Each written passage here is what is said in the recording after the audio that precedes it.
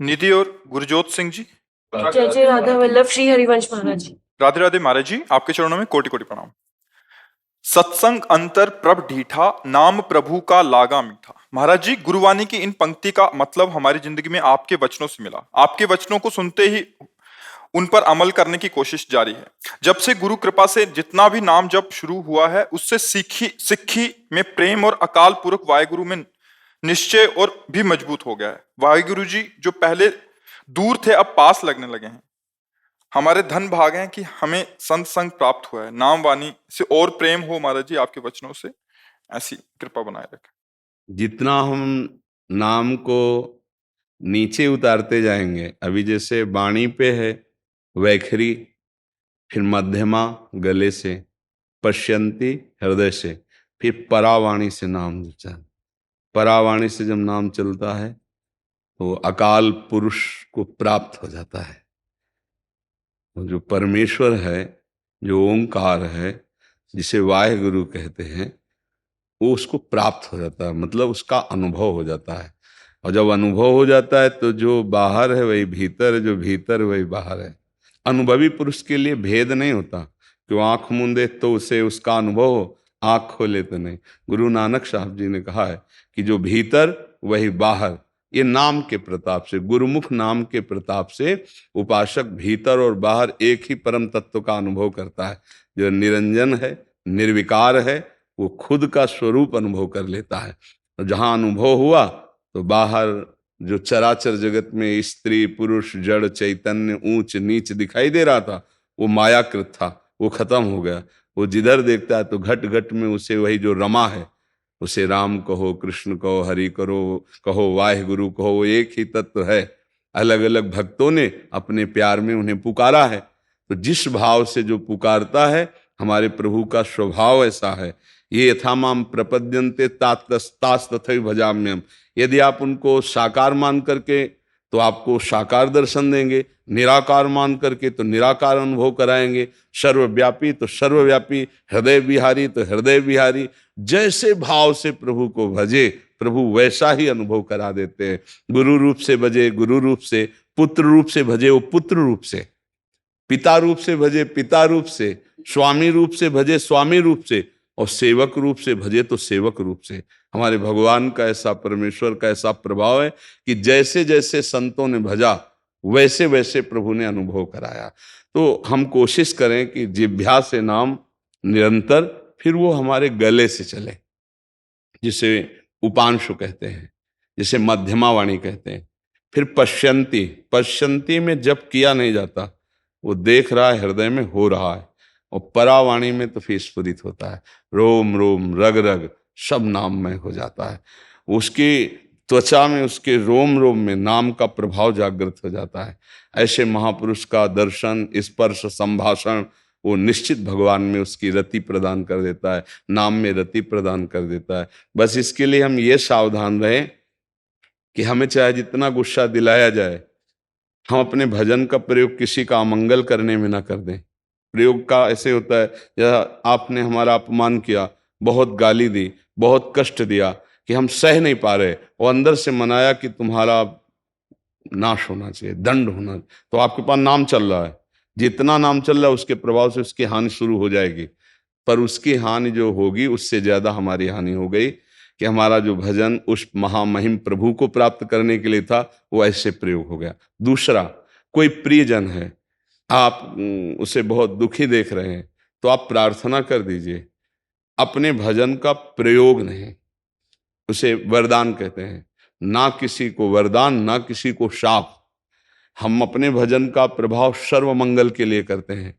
सब रूपों में मेरा प्रभु विराजमान है, उसी को प्रदान करते हैं। शरीर का सुख दुख ये सब प्राणी को भोगना पड़ता है, क्योंकि उसने कर्म किए। तो ये शरीर भी भोगे और अन्य शरीर भी भोगे। हमारा परम मंगल है भाव कि आपकी चित्त वृत्ति बदले और परमात्मा में लगे। यही भजन का हमारे फल है।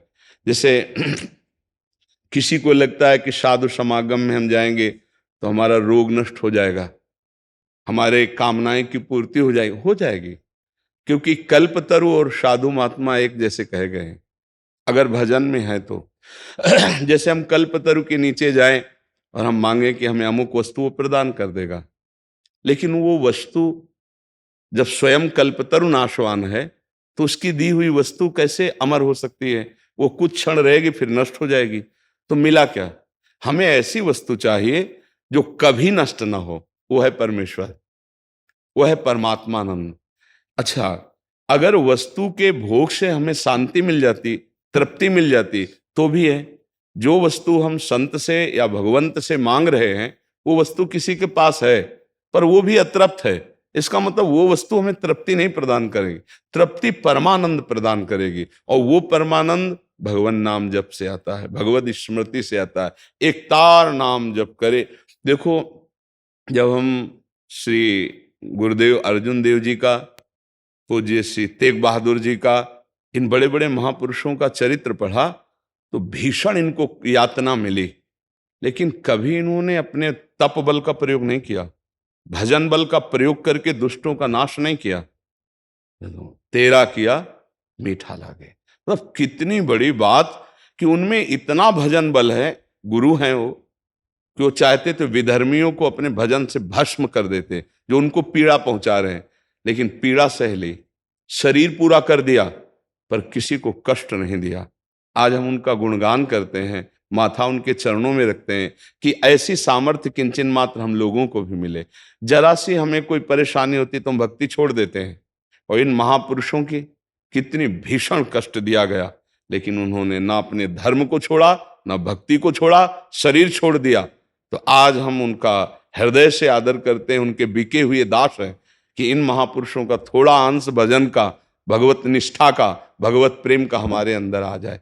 आप अपने गुरुजनों की महिमा को पढ़ के देखिए तो हमारी भक्ति ये नहीं सिखाती कि आप कष्ट में ऊब जाएं और सुख में फूल जाएं। नहीं, भक्ति का है सुख में गंभीर रहें, फूले ना, हर्षित ना हो, और सुख में जब दुख आवे तो शोकित ना हो, घबराए नहीं, टूटे नहीं, आप चलते रहिए। सुख दुख दोनों को सहकर तब परमेश्वर की प्राप्ति होती है। इसीलिए बड़े बड़े संत भजन बल का प्रयोग कभी अपने शरीर ठीक करने में, रोग ठीक करने में या अपने दुश्मन को विनाश करने में नहीं लगाया। शरीर से जरूर चेष्टा कर दी धर्म रक्षा के लिए, लेकिन भजन का प्रयोग नहीं किया। ये परम चतुरता होती है, भजन का प्रयोग केवल परमेश्वर की प्रसन्नता के लिए, तब ये संसार समुद्र से वो मुक्त हो जाता है। नहीं तो आपको सच्ची कहते हैं, गुरु गोविंद सिंह आदि इन महापुरुषों में इतनी सामर्थ्य थी कि जैसे उनके बालक चुनवाए जा रहे हैं, वो भस्म कर दें उन विरोधियों को। लेकिन मतलब गजब की निष्ठा महापुरुषों में प्रकट हुई, उन्होंने सहा लेकिन धर्म नहीं त्यागा, भजन का प्रयोग नहीं किया। ये बात समझ लो। श्री गुरुदेव अर्जुन देव जी के चरित्र में उसमें गीता प्रेस से प्रकाशित उसमें पढ़ा था कि एक काबुल का फकीर प्रकट हुआ जब कष्ट दिया जा रहा था गुरु अर्जुन देव जी को। तो उन्होंने कहा कि गुरुदेव, मैं आपकी सामर्थ्य को जानता हूं, यदि आप अपने भजन का बल प्रयोग करें तो इन दुष्टों का विनाश हो जाए, आप क्यों नहीं कर रहे हैं? या तो मुझे आदेश कीजिए, मैं भस्म कर। अव्यक्त महापुरुष प्रकट हुए थे। तो उनका नहीं। तब कहा था, तेरा किया मीठा लगे। नहीं, मेरा जो प्रभु है, स्वामी परमेश्वर है, वो जैसा विधान कर रहा है हमको बहुत अच्छा लग रहा है, हमको कोई बुरा नहीं। मतलब गजब की बात है कि पूरे शरीर में तपती हुई बालू डाली जाती है कि छाले फफोले पड़ जाते हैं, तपते हुए तवे पर बैठाले जाते हैं, कितना कष्ट दिया जाता है, आह नहीं। ये भक्ति सिखाती है, ये भक्ति का बल है। पर ऐसी भक्ति कौन करना चाहता है? कोई बिरला कर। नहीं तो ये है कि हम भगवान का भजन करें, हमारी कामनाओं की पूर्ति हो जाए, दुख कभी मिले ना। एक स्थिति आएगी ऐसा कि आपकी सारी कामनाएं पूर्ण हो जाएंगी, दुख नहीं मिलेगा, परम सुख मिलेगा, पर उसके लिए इंतजार करो। एक किसान फसल बोता है, इंतजार करता है। आप नाम जप करें, इंतजार करो, आपके दुखों का नाश होगा। पर हम धैर्य न छोड़ें। कोई ऐसी विपत्ति आ जाए तो हम अपने नाम को न छोड़ दें कि नाम ने विपत्ति तो दूर नहीं की और मैं खूब नाम जप कर रहा हूं। अगर इन बातों से पुष्ट रहे तो धीरे धीरे नाम वैखरी से उपांश में, उपांश से मानसिक में, मानसिक से परावाणी में, परावाणी में अजपा जाप होता है। वो जपता नहीं है, स्वाभाविक निकलता रहता है। और जब स्वाभाविक स्थिति आ जाती तब वो महागुरु हो जाता है, तब वो परम परमेश्वर को प्राप्त कर लेता है। तब इस शरीर में रहते हुए भी उस शरीर से परे होता है, शरीर का कोई राग नहीं रहता है। पर इतनी स्थिति पहुंचने तक धैर्य पूर्वक चलता रहे। बड़े कृपा पात्र हो वाहेगुरु के कि आप नाम में लग गए, नहीं तो हम सुनते जरूर हैं लेकिन उसको अपने जीवन में नहीं उतारते। जो जीवन में उतारते हैं उनका जीवन सफल हो गया। देखो मृत्यु तो आनी है, किस दिन आनी किस क्षण आनी पता नहीं, पर कमा के जाओ ना, गंवा के क्यों जाओ।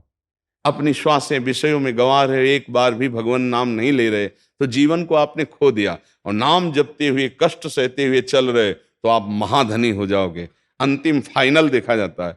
आप साल भर क्या पढ़ाई की, परीक्षा का वो जो पेपर है उसको हल करोगे तब पता चलेगा आपको। ऐसे ही परीक्षा का पेपर आता है, कभी भारी प्रलोभन आ जाता है भूल जाओ भगवान को, कभी भारी विपत्ति आ जाती है कि अब छोड़ दो।